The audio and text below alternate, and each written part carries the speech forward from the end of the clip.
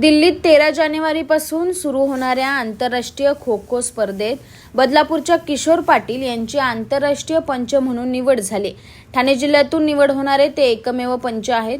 किशोर पाटील हे मागील 20 वर्षांपासून राष्ट्रीय पंच म्हणून काम पाहत आहेत। दिल्लीतल्या आंतरराष्ट्रीय खो खो स्पर्धेत जगातील 13 देश सहभागी होणार आहेत। याआधीही किशोर पाटील यांनी भारत, नेपाळ येथे खो खो स्पर्धेसाठी पंच म्हणून काम केलं। एकेकाळी बदलापुरात खो खो खेळणारे खेळाडू हे राष्ट्रीय आणि आंतरराष्ट्रीय पातळीवर नावाजलेले होते।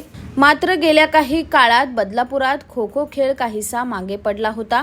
मात्र आता किशोर पाटील यांची आंतरराष्ट्रीय स्पर्धेत पंच म्हणून निवड झाल्यानं खो खोचा सुवर्णकाळ पुन्हा येण्यास मदत होणार असून बदलापूर शहरातही खेळाडूंमध्ये खो खोची आवड निर्माण होऊ शकणार आहे।